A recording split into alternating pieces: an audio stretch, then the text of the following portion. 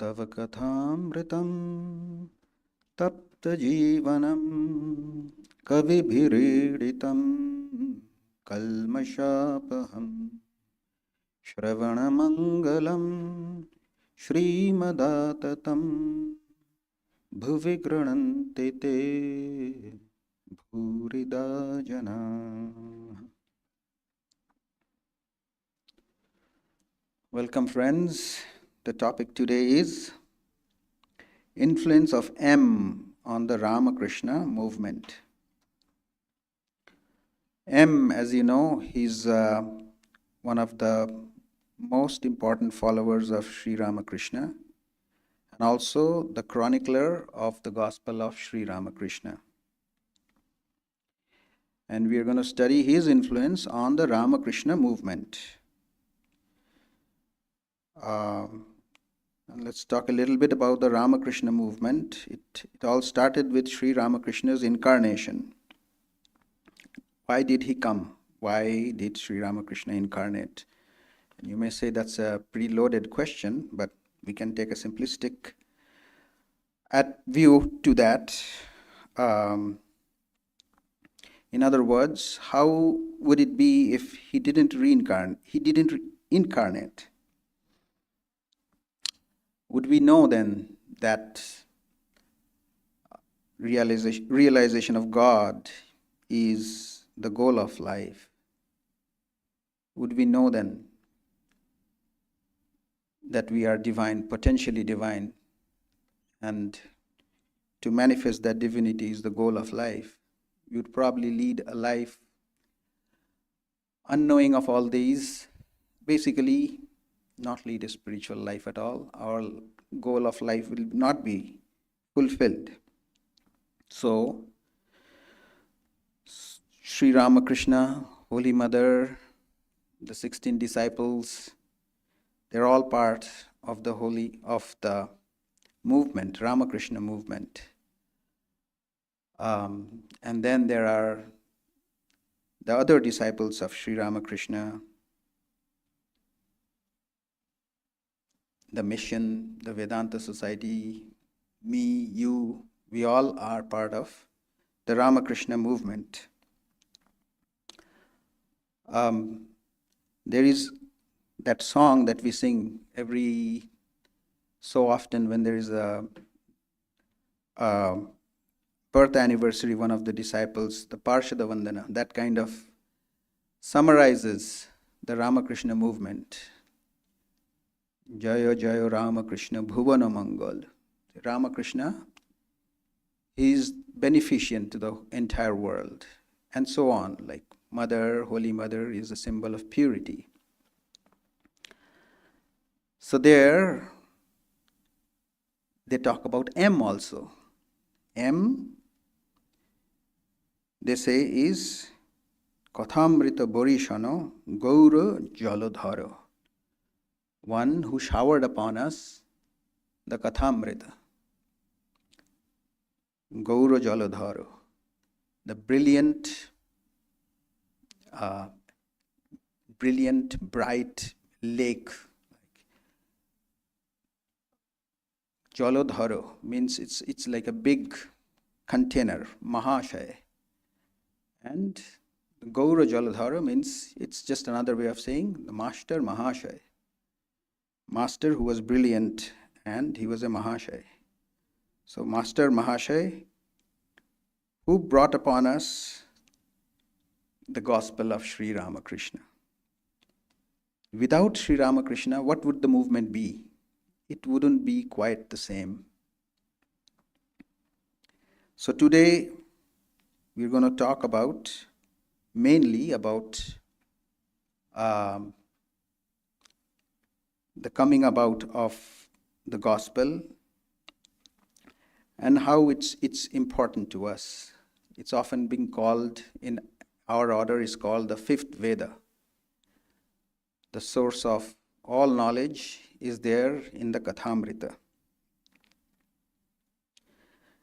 And there are some other influences on also. That's not the only influence of M on the movement. We'll talk some of that also. And to end with, we have a surprise for you. So don't go away. Wait till the end. So one salient feature of the Kathamrita is that who is the author is sort of hidden all throughout. His name is Mahendranath Gupta.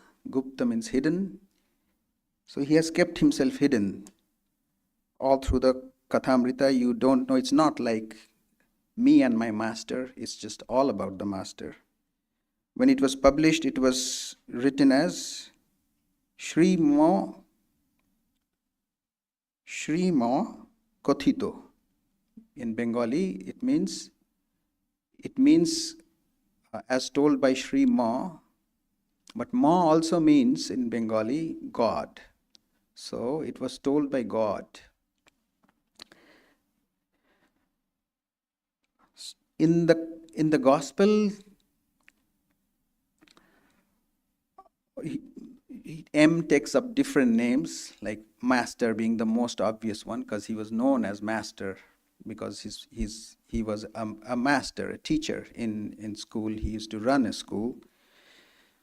The other names that come are Mani, Mani Mohan, Mohini, Mohini Mohan, a bhakta, a devotee, a sevak, a servant, an Englishman, meaning an English educated man. So these are all at different contexts he uses these different names. For example, when he uses Mohini or Mohini Mohan, he thinks himself as somebody who is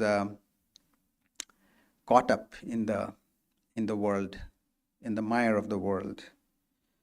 Mani, when he's curious about spirituality, and bhakta, when he just blends in with any other devotee, he uses as a bhakta, and a sevak, an Englishman sometimes when he is biased with his English education, so on and so forth. But there is another identity that, of course, when we think of him as the chronicler of gospel, he is a person with a mission. He's, as you know, we talked about this, that he, in his previous birth, Sri Ramakrishna had seen in a vision that he used to be a devotee of, a follower of Sri Chaitanya. So he was a man with a mission for Sri Ramakrishna, and his mission was to chronicle the Kathamrita, which is central to our movement, Sri Ramakrishna movement.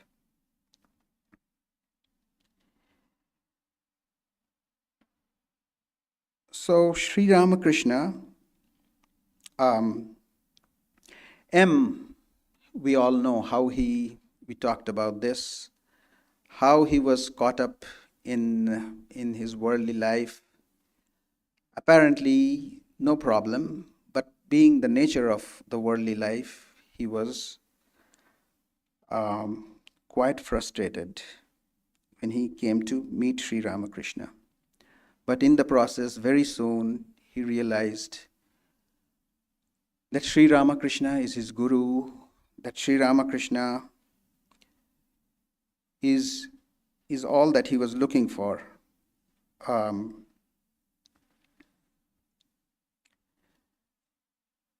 And soon, he just started coming back and back every time, hooked up. Sri Ramakrishna would say he's now addicted. But thus began his story. He had this habit of keeping diary from very early on, 7th grade.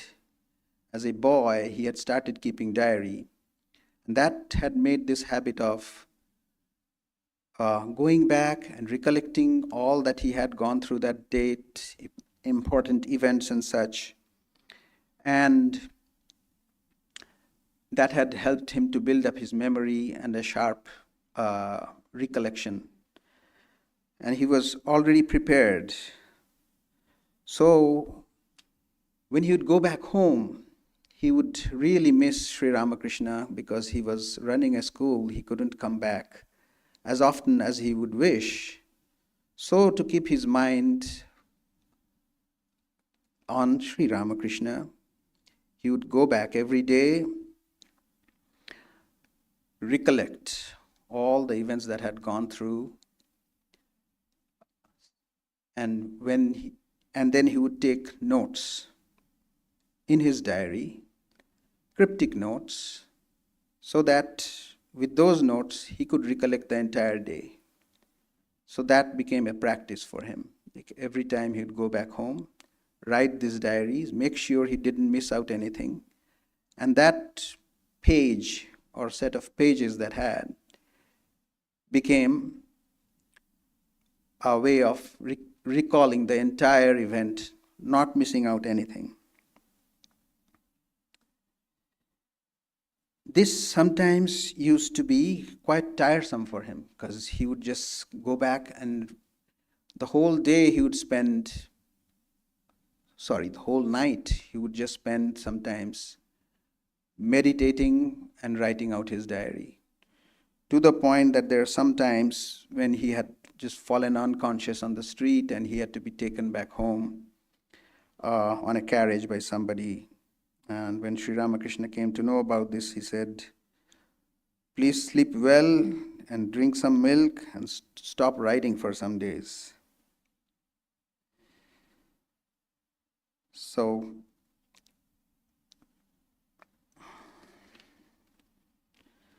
sometimes it would be as cryptic as, you remember the first time when he met Sri Ramakrishna, probably the third time, that there was this big story about the brahmachari and the snake, how that brahmachari had given the snake initiation, and the final story basically was, the message was, hiss but don't bite. That was a long story, I don't want to repeat that, but he would just write down brahmachari and the snake, that's it. So he would remember. Similarly, like there were a few other instances.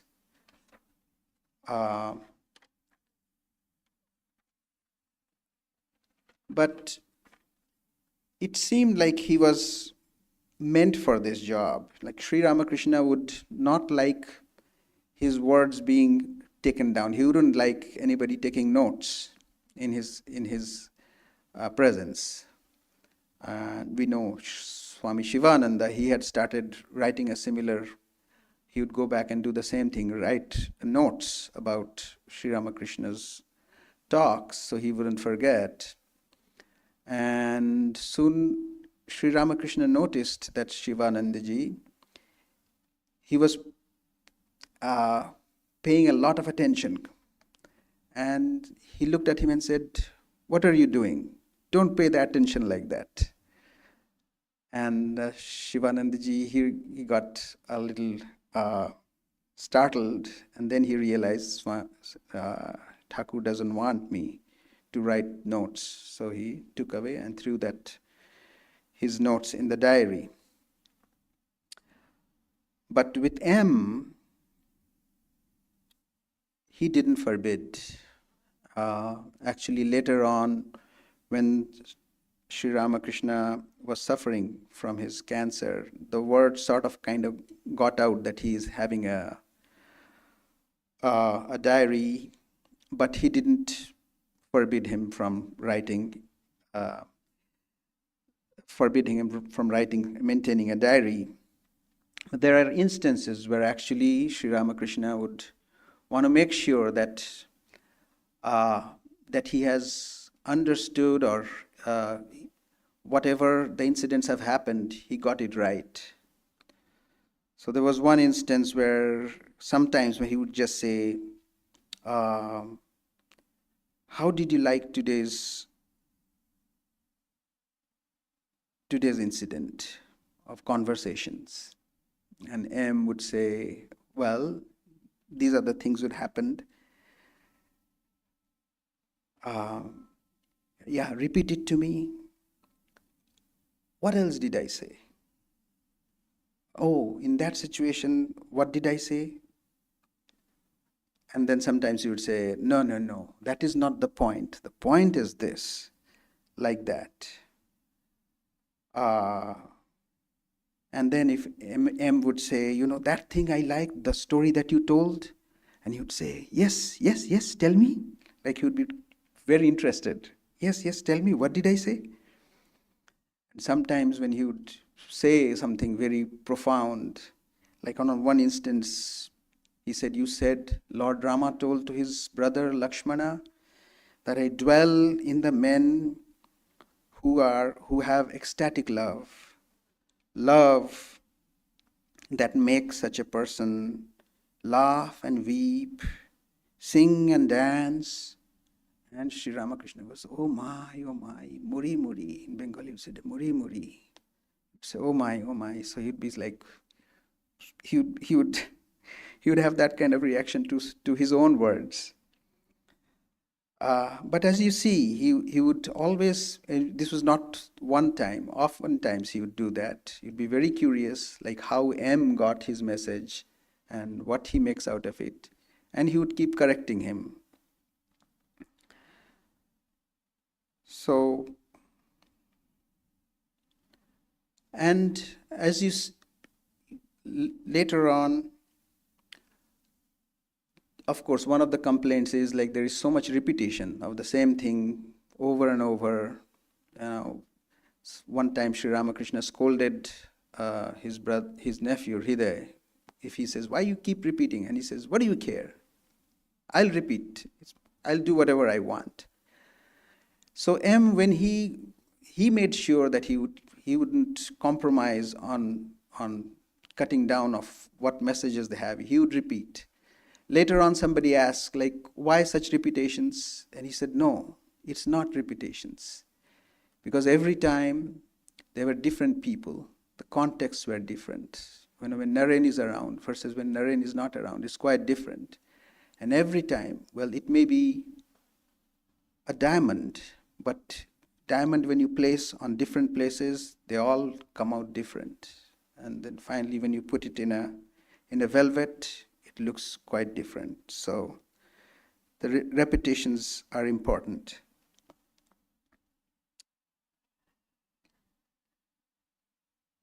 So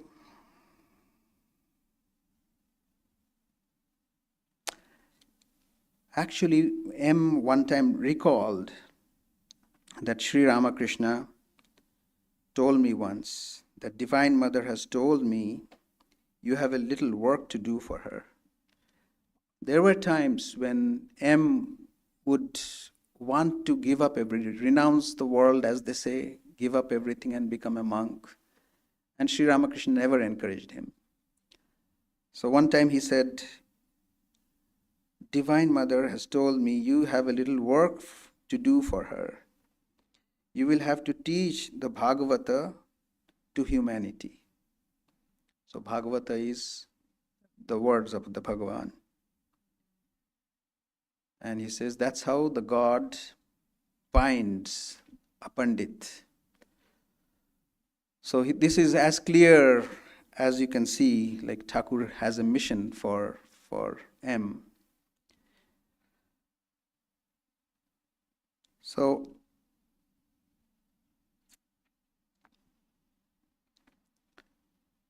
after, when Sri Ramakrishna passed away, M had started visiting the Kashipur Mutt, right? Kashipur? Kashipur Garden House is where, no, I'm not talking about the garden house, where after his death, Baranagar, right. So at Baranagar Mutt, when Sri Ramakrishna had passed away, he would come and visit the Baranagar Mutt where all the disciples, the monastic disciples, were staying. And he would want to spend time talking to all the disciples, taking part in their activities, in their prayers. Sometimes he would accompany Ramakrishna and the Swami for marketing and such, groceries. Word kind of got around that he has this diary, and people started asking him, "Are you going to publish this or what?" And he would say, "No, no, no, this is something very personal. Definitely, this is just for me."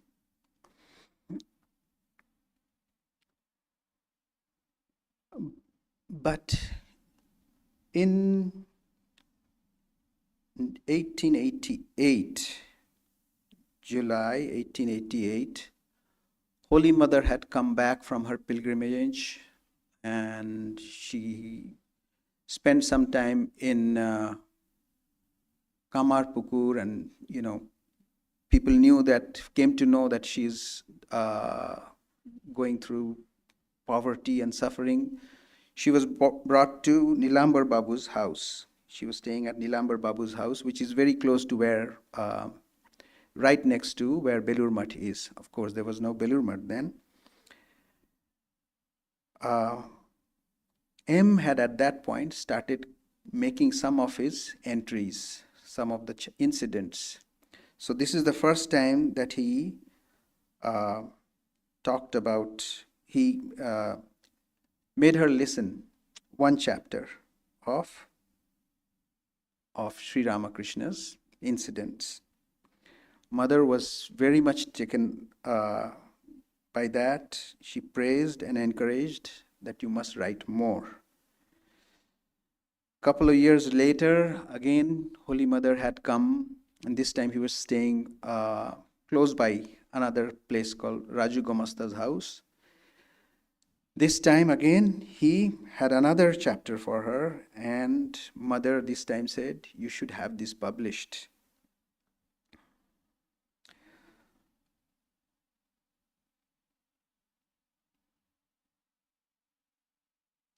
Again, another couple of years later, this is when a big party of devotees, they had come to Atpur, where Holy Mother was there, Swami Vivekananda was there, quite a few of the disciples were there. At that point, this is the first time that Swamiji Narendranath, he got let me see here.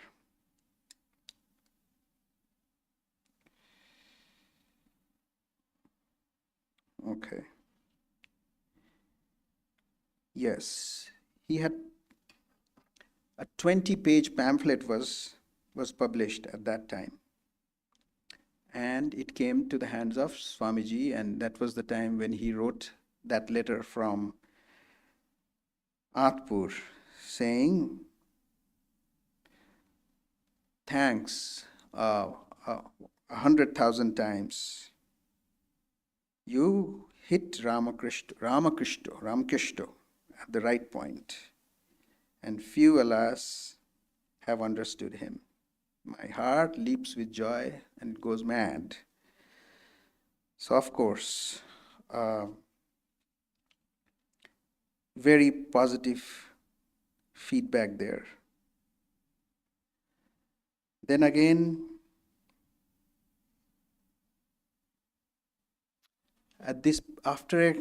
again in 1895, when Holy Mother had returned from a pilgrimage, she went to Gaya, where she did her rituals for her own father in Gaya, and then she had prayed to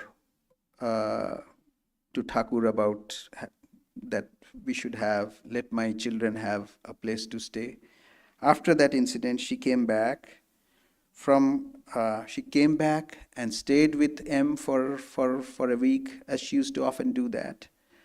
And then when she returned to Kamarpukur, she asked her to resume the teachings that has been left with you. At this point, he started making publications in magazines in English. This is on the Brahmavadin magazine, Leaves from the Gospel of Sri Ramakrishna. It came out serially then.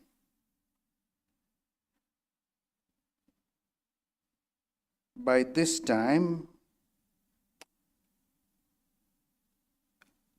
Swamiji had come back, and he had read one of these articles in Rawalpindi and another one in Dehradun, and that's when he famously said, like, praised his work and said that you are, who were the two philosophers? You are hidden, right? Socrates and Plato and Socrates. Thank you. Right. Exactly. So Plato is all over Socrates' work, but you are completely hidden here.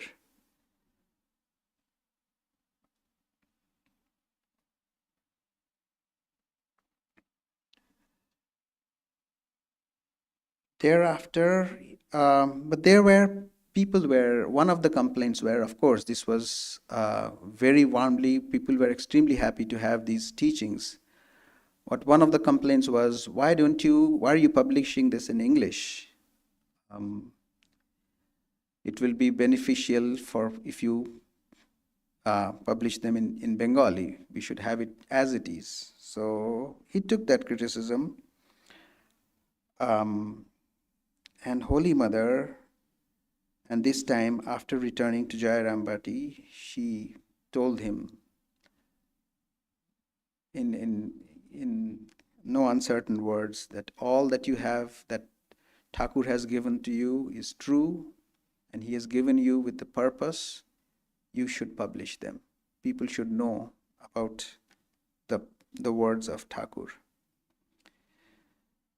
So then he started writing in Bengali in many magazines, Udbodhan being one of them. And soon, in 1902, in March 11, 1902, yes, 1902, this happened to be most likely Thakur's birthday then, that the first volume was released. All these articles were put in chronological order, and the first volume was released.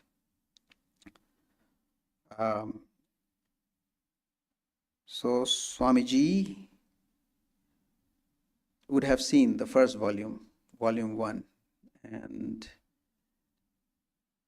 then the next publications came out again in 1902, 1904. 1902 was the first volume, 1904, second volume, 1906 was skipped, 1908 and 1910. So volume 1, 2, 3, 4, they were published in 1902, 4, 8 and 10.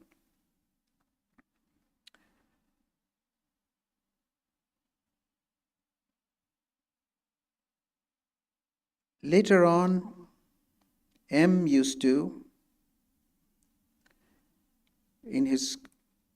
would to make this compulsory, he would give his students a copy of Kathamrita each.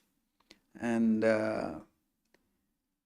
people said, oh, this is the way you are trying to sell them, right? And he said, no, not that at all. He said, this world is a burning fire. Master's Kathamrita will save them.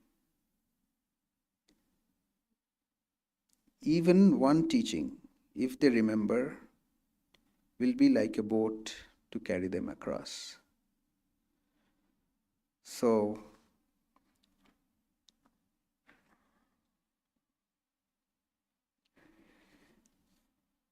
M continued writing. From his fourth publication, it seemed like there were at least a few more volumes that he had planned to publish. But it was only the fifth volume that he could write, and that also, it came out posthumously.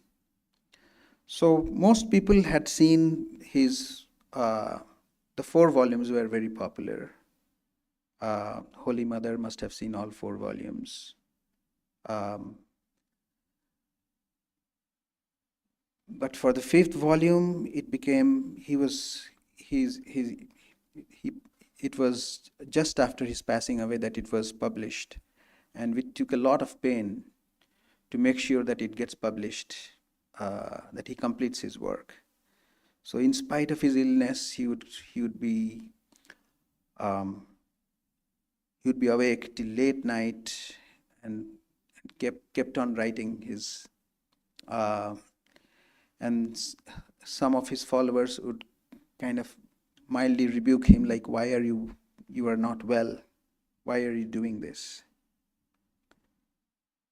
And he said, people are finding peace. This body has to go anyways. I want to spread this peace to others. I have forgotten my pain. I had forgotten my pain of the world from this Kathamrita. I am hurrying so that the book may come out soon.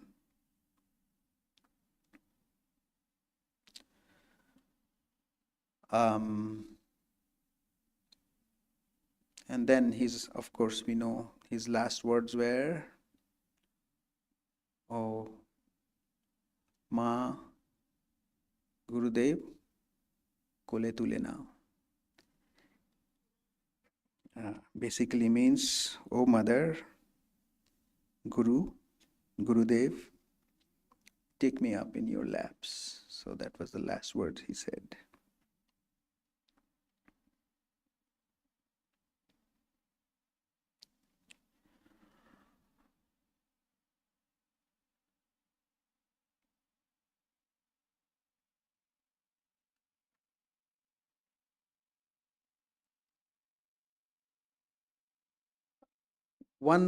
Oftentimes he was called Chele Dhara Master. Chele Dhara Master means, Chele means child, and Dhara means kidnapper. So if you grew up in India, you know that, or Chele Dhara is like a very scary thing. So when as a little kid, if I were told to go someplace, I would always be told, like, oh, well, make sure somebody gives you candy. You're not going to have that candy, right? No. Because it was such a thing. Like, there were trafficking of kids. They would kidnap the kids, and, little kids would be sent into prostitution, or the little boys, they would be mutilated and put to beggary and such things. So, but... So they used to tease M that he was a Chele Dhara master, but of course he was not a kidnapper. But the fun was that he had taken many of his students who he would think appropriate and bring them to Sri Ramakrishna. Prominent among them is Swami Premananda, Swami Trigunaatitananda, Swami Subodhananda, Purna Chandra Ghosh. All can thank Sri Ramakrishna that, they must thank M that he was brought to Sri Ramakrishna. But much to the dismay of their parents, oftentimes. So That's why they used to call him Chile. Also, many other prominent ones like the younger Narain.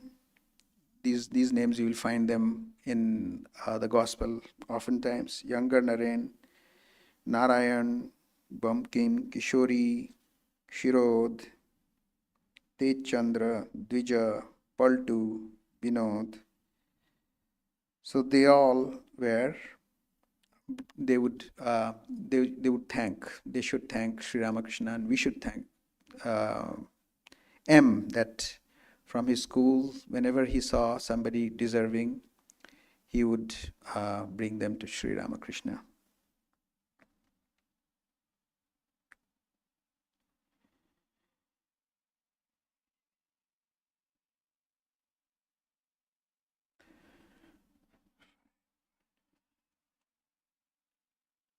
Also, M had been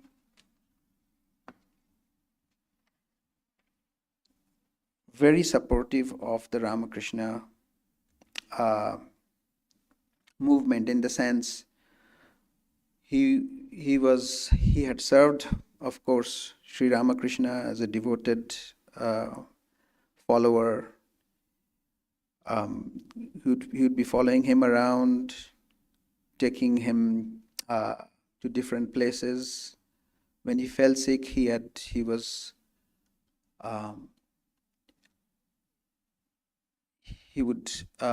in charge of corresponding with the doctors, the physicians, and oftentimes, and then, so in that sense, I think Dr. Sarcar should also thank him, because oftentimes he used to carry him back and forth and talk about spirituality in person. With when when Sri Ramakrishna had passed away, he had also served Holy Mother.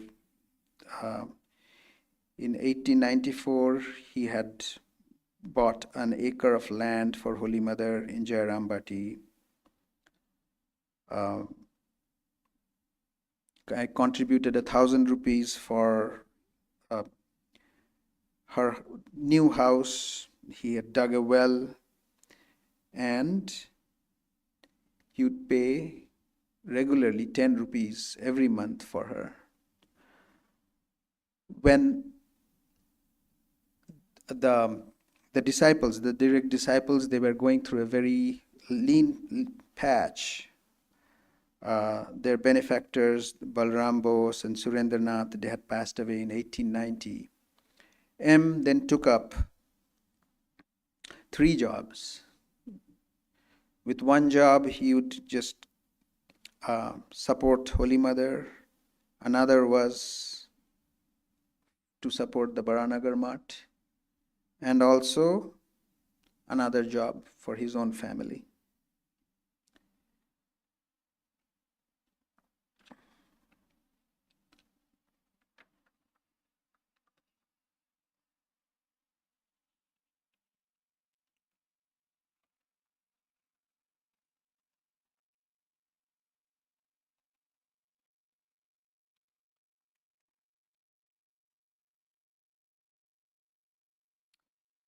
So later, M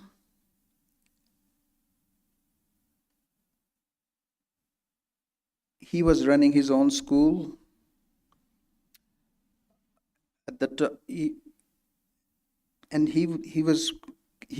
People knew him to be a very he always remained a householder, but even the monks of the Math, they knew that he was such an elevated soul. But he would still want to be very humble. He would always encourage whoever came to him to go to Belur Math, meet the Maharajas there. If somebody came and complained something about Belur Math Swamis, he would be extremely hurt and said, like, who else would we have if you if we don't have them. When some of the Maharajas would come, the brahmacharis, and would want to do pranam to him, he would not take their pranams. He said, no, no, no, I'm a devotee, I'm a householder. And they would protest like, Master Mahashaya, we know who you are. Then he would say, then do pranam mentally. Don't do pranam.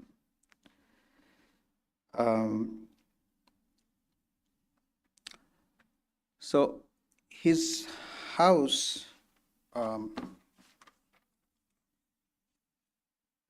his ancestral house was, Holy Mother had come, visited his house quite a few times. The first time was in 1888, right after her lease expired at the Nilambar Babu's house. She had come to M's ancestral house, and there she had installed, when Sri Ramakrishna was alive, he had said that we will install Durga's ghat in your house. Ghat means it's a pot that symbolically represents Mother. But then that didn't happen, and Sri Ramakrishna had instructed Holy Mother to go and do that for him. So in October 1888, she came and installed that so-called Chandimangal Ghat in his shrine, and Sri Ramakrishna's original picture, and that now has become a museum. That he named his house Thakur Bari, means place of Thakur, Thakur's house. And now, if you visit there, recently it has become a part of Ramakrishna Mission. Up until recently, it used to be where the descendants of M used to stay.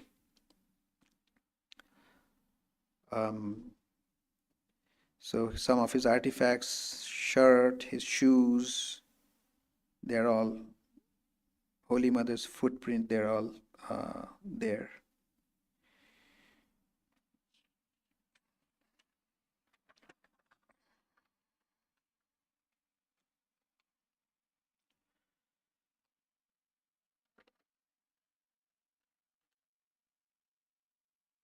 So M, as you know, he didn't talk much about his own spiritual achievements.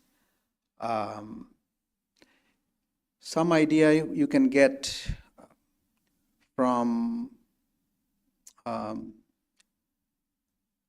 Yogananda ji.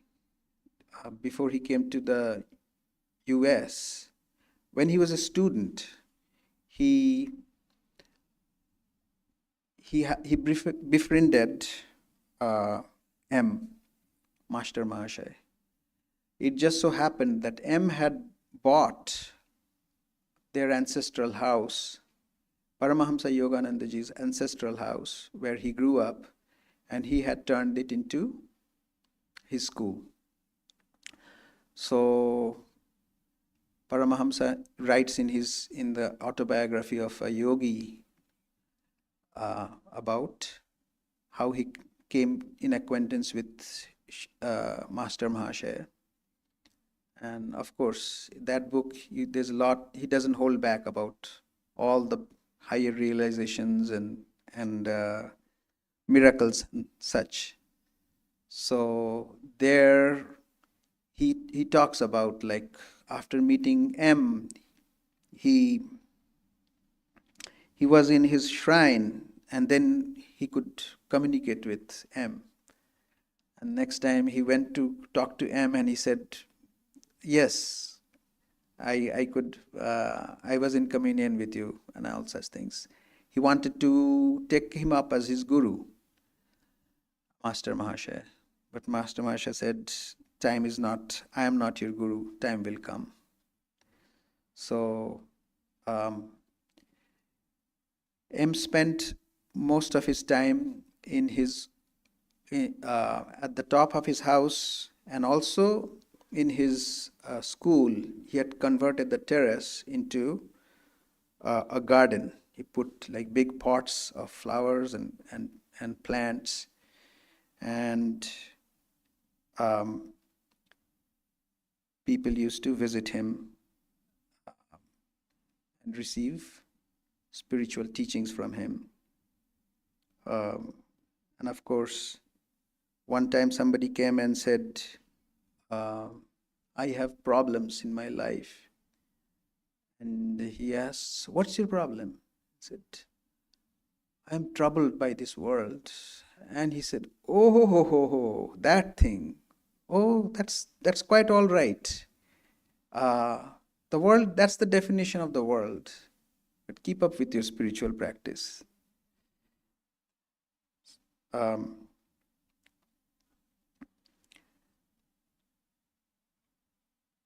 lot of his M's life was covered by one of his disciples who took up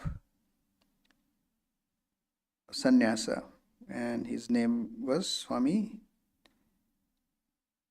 Nityananda. Is it Nityananda? Nitya Muktananda? Nityatmananda, correct. Thank you. Nityatmananda. So he had been following his teachings, much in the same way that M had been doing for Sri Ramakrishna. So he had copious notes about M's right of teachings and day-to-day talks. That has been published as Sri Ma Darshana. Swami Nityatmananda. I have spoken to some of my friends who swear by that it's a big volume, lots of volumes, and they say a lot that you don't find in Kathamrita. Srima talks about it because he has kept himself hidden in his talks, and a lot of it comes out. So it's a very good supplement to Kathamrita.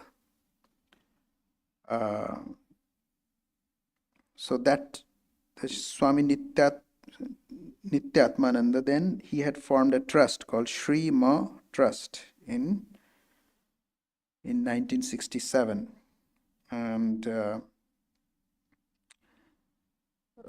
original Kathamritas were published by was it published by Sri Ma Trust?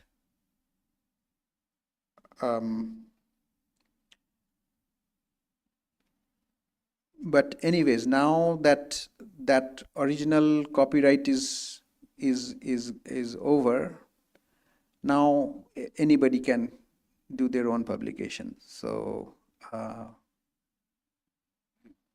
Udbodhan House, they have taken all the 5 volumes and reordered them chronologically, and that's been published by Udbodhan now. And of course, there are English translation by Nikhilanandaji that is very, very famous. The Srima Trust has come up with the English translation of the original Kathamrita as it is. Like Nikhilanandaji has edited it somewhat, quite a bit, at different places, but this was, the English translation was done from 1999 onwards till 2011. The English translation as in Kathamrita is available. It's available online also. So if you want to know somewhat literal translation, that's but again, it's available online, but one disadvantage is it's not chronological, so you have to figure your way out. So that is Srimad Darshan is their publication, and also the English Kathamrita and Hindi translation also. So before I conclude, I'd like to know if anybody, like between this lecture and the previous lecture, any particular incident that you wanted to cover, that would be, we'd like to hear about it. If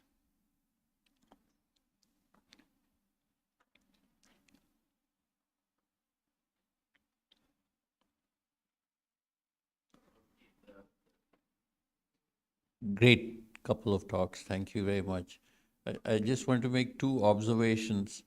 One is that, Aldous Huxley wrote the foreword to this, and in it he remarked that it's a remarkable piece of work because the author is hidden. Yes. And does not, show up in the narrative. Yes. And that it's very difficult for authors to do that, to withdraw into the background. Yes, yes. And sometimes you just have to figure out that it must be M, like one of the persons. Right, you mentioned that the last time. Yeah, right, exactly. So these diaries that you speak of, are they in some museum? Have they been discovered and preserved? No, so these were personal to M and his descendants. They had these diaries with them. But they claim that anybody deserving can come and take a look. Swami Chetanananda ji had gone and taken pictures, and his book on M, you will see many pages, pictures of his pages. So you can see what a note looks like. First visit, second visit, third visit. Right now, I don't know. One of my friends just said that all those diaries may most likely have come to Belur Math's collection, but I'm not so sure. Last we knew that it was with the descendants, but I was told the descendants have, there are no more descendants because many of them, they didn't marry and they gave everything to Belur Math. Yeah, that's a good question. Right now, where they are, but it must be safe with somebody and must be available too. So if somebody persists, they can have it. Yeah. Pushpen has a question. Or thank you, Abhijit. A kind of remark, not a question, that I came to know from Professor Deepak Gupta, who led Deepak Gupta. He passed away just recently, couple of years back. He's one of his grandson, right? Great-grandson. Great-grandson, yeah. So he was also a professor of philosophy and English, and he was also unmarried and very learned person. So I came to know he has a series of Kathamrita. Like if you go to Kathamrita Bhavan's their YouTube channel, you will find a kind of series of Kathamrita lectures, and they are so illuminating. I had a chance and fortunate, I was that, I could go through almost all. Yes, it's kind of class and lectures, class. Lectures as in exposition by Swamis? No, only by him. By Professor, Deepak Gupta. Okay. In Bengali, of course, yeah. In Bengali. So I came to know from one of his classes that Srima would meditate 1,000 times for each episode to explore that he came across from the Thakur's conversations. Right. So 1,000 times each episode. Yes. So 2 times. Like one was while recording, while making his diary, he would go through it over and over again. Yeah, good that you brought it up, Pushpen, because the way when he was making that from the diary to the entries of the Kathamrita, that again became a meditation for him, because he had done the initial work of meditating on each day. It was all that he could reproduce everything from the diary. But sometimes it was decades, right? So 1930s, he's also early 30s, in his 20s, in the 1920s. So he would close his eyes and try to recall exactly how it had happened. And he said he wanted to be perfectly meticulous because he had studied law initially. He had thought of becoming a lawyer. And he would go to the proceedings and see how, because of a small mistake in providing evidence, the whole case would be dismissed. So he said, my case shouldn't be dismissed. So he would want to make sure that everything fell into place. And for that, for each day's entry, he would meditate for a week sometimes, until he was happy that everything has come out just right. Then he would put it in writing. So, yes. One more addition, like revered Swami Vigyananandaji Maharaj, he mentioned that most of us, we joined in the orders directly and indirectly by the influence of Master Maharaj. Yes. Vigyananandaji said, how many? 70% or something like that, he said. 70% of something like that. Like most of the Swamis were inspired because they read the Kathamrita, who joined. So, yes, influence of M on the Ramakrishna movement. Did you have something? Yes. Ashutosh has. And John also. I read a book called A Search in Secret India by Paul Brunton. He was a British person who went through India, searching for yogis and all that. The book he ends with Ramana Maharshi, but he also meets M in the book. And okay. He was quite, in the book, he was quite critical about blind faith. So he would never take any sort of blind faith. But he says after meeting M that if anyone could have convinced me to live a life of simple faith and devotion, it was this person. M. After being with him for a few days. Interesting, yes. John has. So we still have that surprise that I was talking about. Is there time? Okay. I was just wondering, I had never heard that M visited the Master at the Kazipur Garden House. Do you have any knowledge That of that happening? M had visited?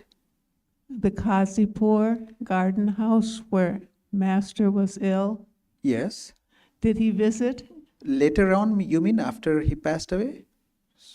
Because he visited when Thakur was ill. He was there. Yeah. It's pretty much in that. And then later on, he would have been visiting them as a. Sometimes he would take people around and show that place. Before, you're talking about the Kashipur Garden House, right? Yeah. Yes, when the It Master, was- many of the disciples were mentioned in one book or another, but I don't remember M being mentioned, so I was wondering if you had run across that information.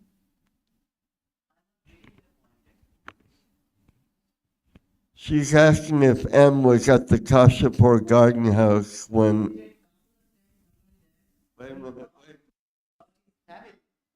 He brought his family, his wife, Yeah, and Nikunja father's Devi. wife also together with Yeah. to Thakur when he was extremely ill even. Right, And right. Thakur gave advices to them for initial spiritual practice. Yeah, there are entries in the Yes. gospel. Yeah, it is there in It the is in the gospel. Definitely he would.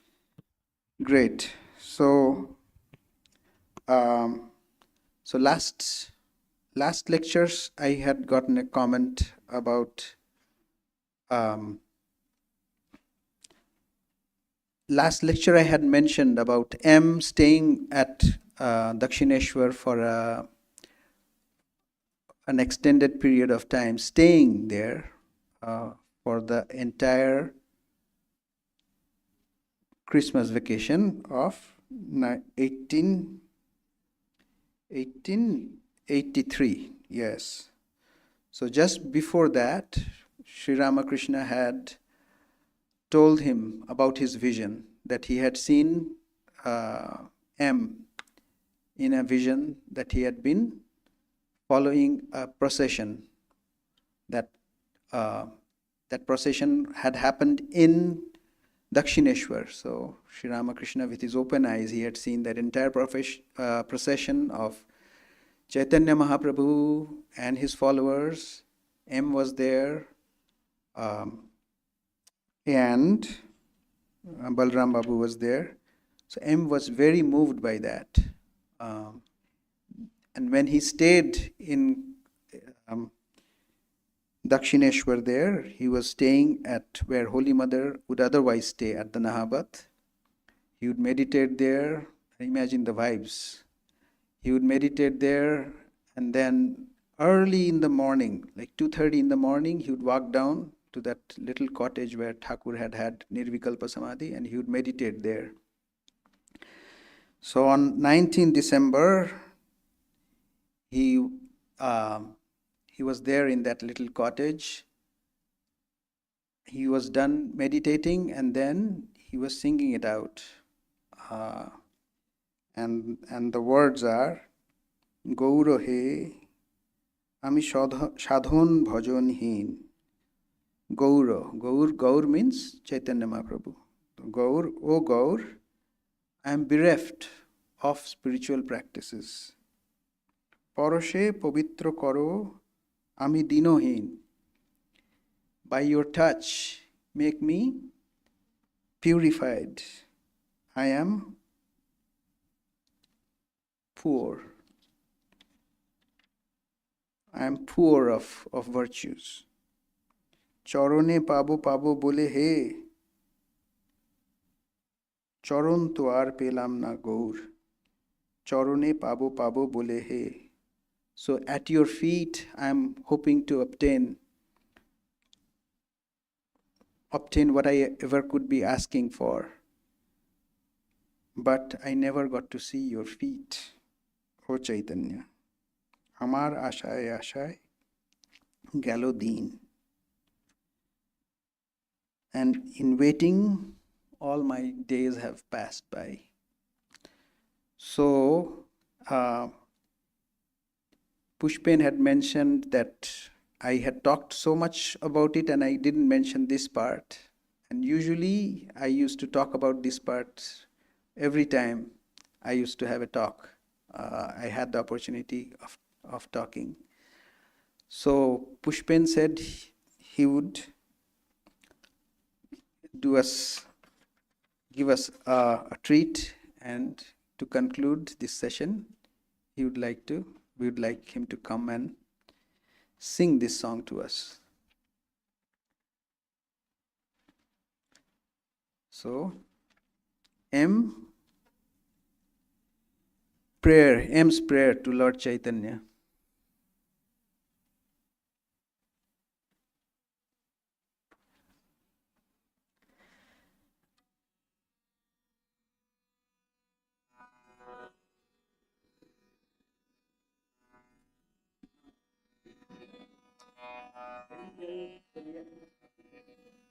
Oh, yeah. So, all on a sudden, while singing this song, so M vision, gone to one of the windows over there. So he looked at it and he found Thakur standing over there. Not only that, tears are rolling down on Thakur's cheeks, like, full of tears, both eyes. Yeah. So.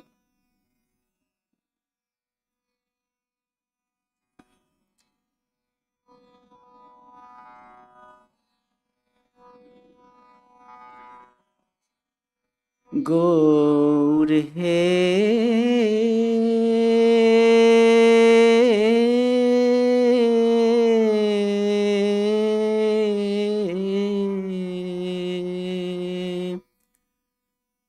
আমি সাধন ভজনহীন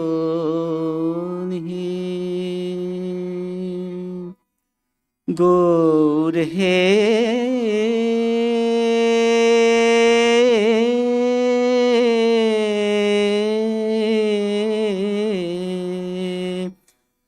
আমি সাধন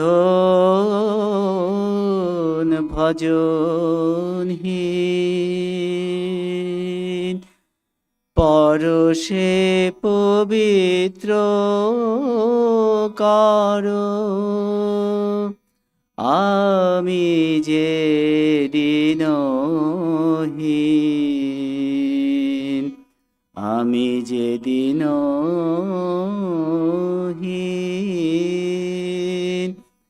গৌর হে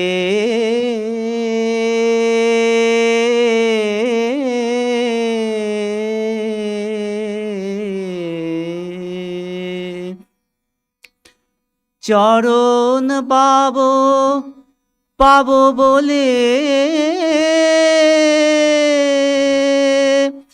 চরণ তো পেলাম না গো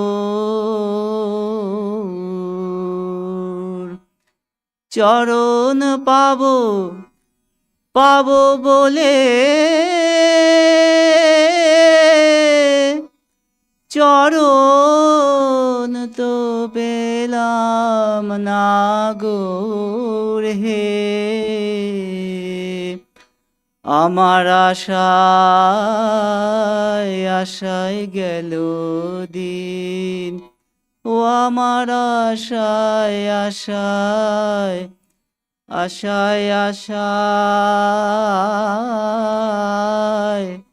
আশায় গেল দিন গৌর হে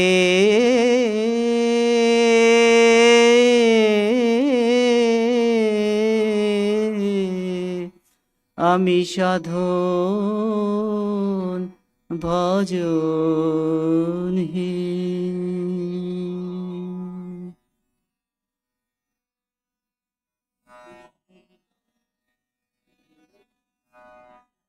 I have no idea, sorry. I don't have any idea. Yeah, so at the end of this song, he looked up through the at the window, and Sri Ramakrishna was peeping in, and his eyes was full of tears. So, announcements now.